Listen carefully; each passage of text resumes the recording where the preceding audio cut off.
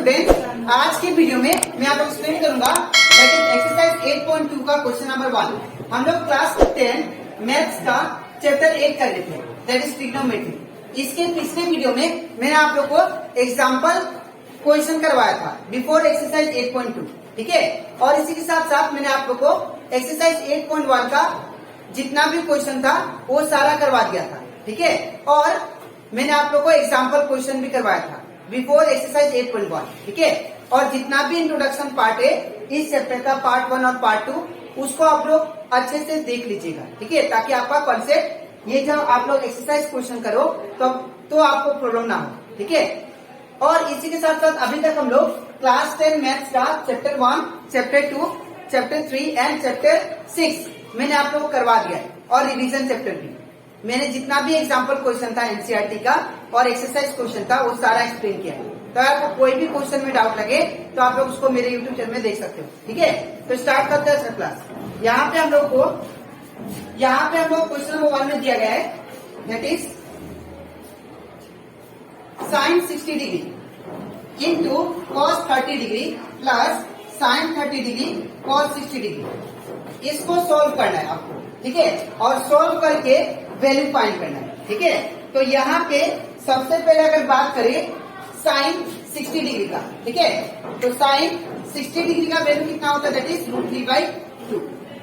ये मैंने कहा से लिखा, आप लोग को जो टेबल मैंने सिखाया था बिफोर इंट्रोडक्शन पार्ट में, बिफोर एक्सरसाइज 8.2 का मैंने इंट्रोडक्शन पार्ट बताया था, ठीक है। वो टेबल कैसे बनाते हैं वो मैंने आप लोगों को क्लेरिफाई कर दिया था। तो उसमें से मैं ये टेबल का वैल्यू लिख रहा हूँ, ठीक है। तो साइन 60 डिग्री का जो वैल्यू होता है, ठीक है, वो होता है √3/2। तो मैंने √3/2 लिखा, ठीक है।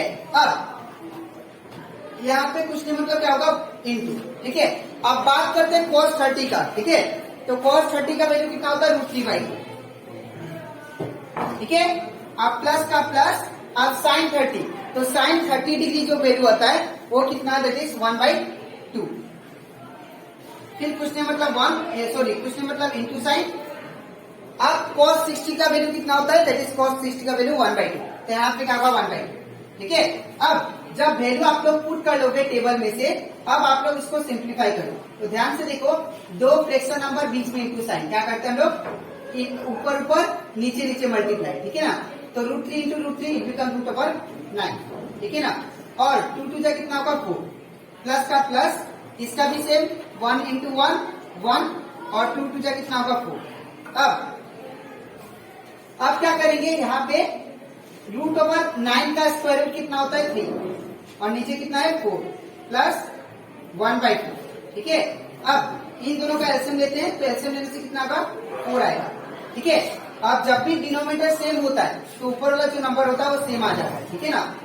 तो यहाँ पे डिनोमिनेटर सेम है तो यहाँ पे ऊपर वाला क्या आएगा 3 और प्लस 1 डायरेक्टली आ जाएगा, ठीक है। तो 3 + 1 कितना 4 और नीचे 4, तो 4 से 4 कैंसिल, आंसर कितना आएगा 1, ठीक है। तो ये कंप्लीट होता था हमारा क्वेश्चन नंबर 1 का 1। अब हम लोग करते हैं क्वेश्चन नंबर 1 का 2 नंबर, ठीक है।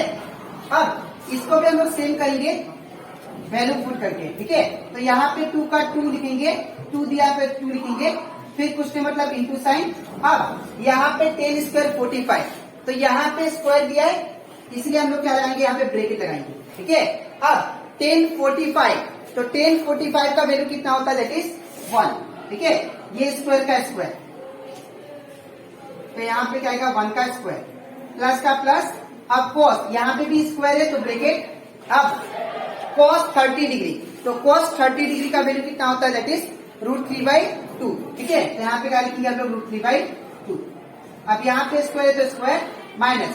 अब साइन 60 डिग्री, ठीक है, तो साइन 60 डिग्री का वैल्यू कितना √3/2।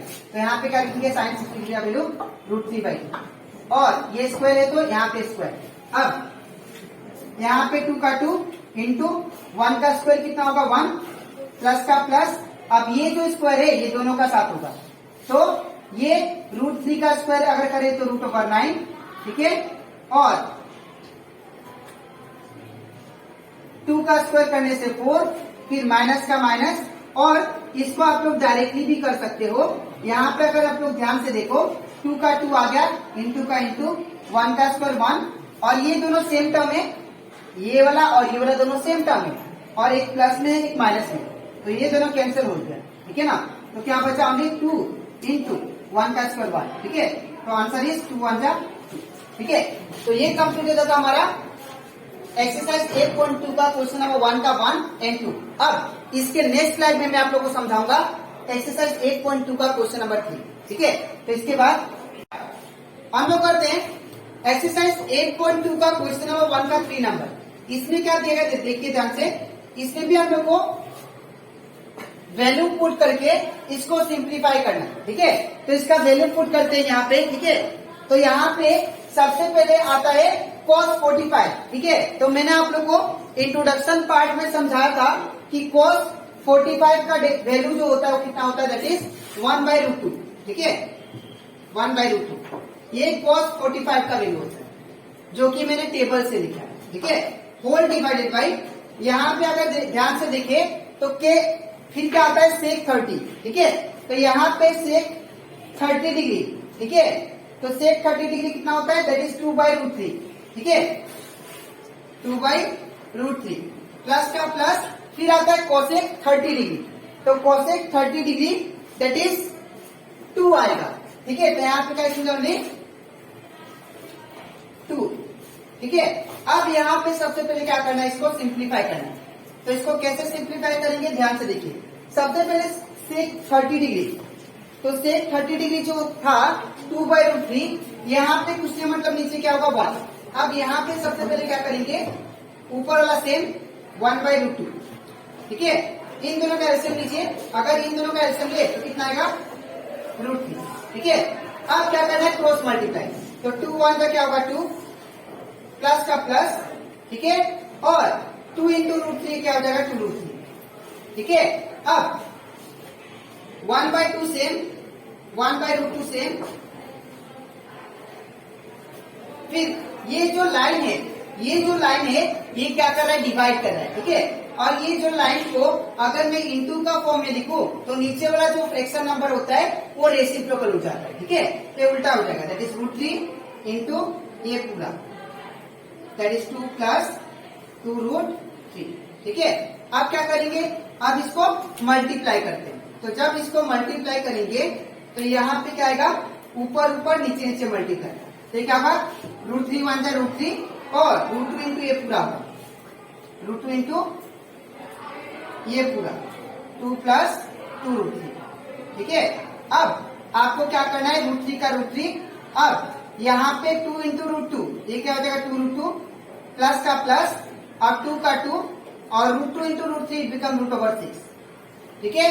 अब आपको क्या करना है, यहाँ पे इसको सिंप्लीफाई करेंगे, इसको रेशनलाइज करेंगे और रेशनलाइज करके वैल्यू फाइंड करेंगे। तो आप लोगों को क्लास 9 में मैंने रेशनलाइज सिखाया था। रेशनलाइज कैसे करते हैं, डिनोमिनेटर क्या होता है, सेम होता है, डिनोमिनेटर आपको सेम लिखना है, बस साइन को चेंज कर देना है। तो 2√2 प्लस है तो क्या देंगे माइनस 2√6, ठीक है।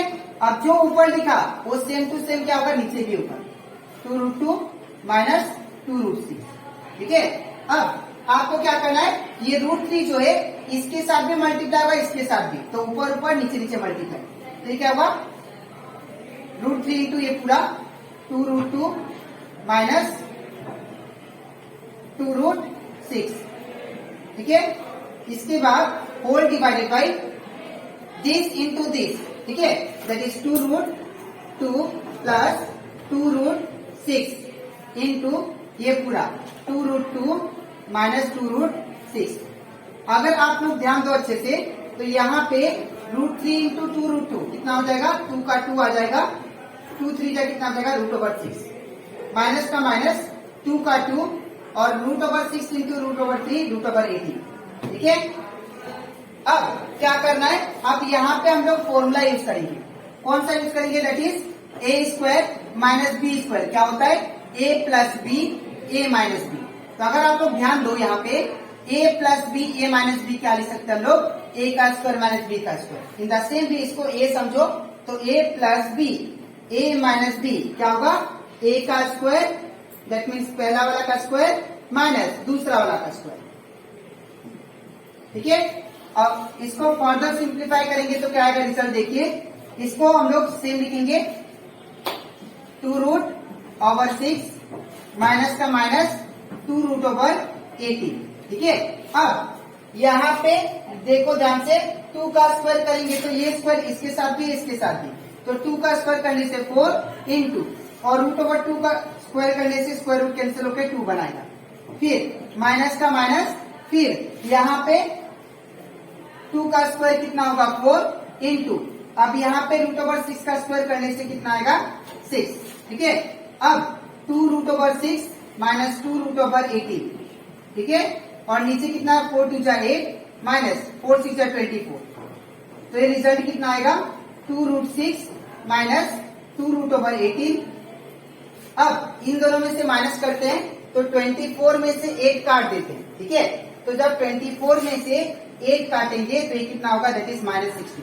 ठीक है, अब यहाँ पे क्या करेंगे, दोनों में से 2 कॉमन है, बाहर निकाल देते हैं, तो 2 ये कितना आएगा √6 माइनस √18 और नीचे कितना -16। ठीक है, अब 2 8 जा कितना होता है 16, तो ये कैंसिल हो जाएगा, तो क्या बचेगा हमारा रिजल्ट, हमारा रिजल्ट बच जाएगा दैट इज √6 माइनस √18 बाई -6।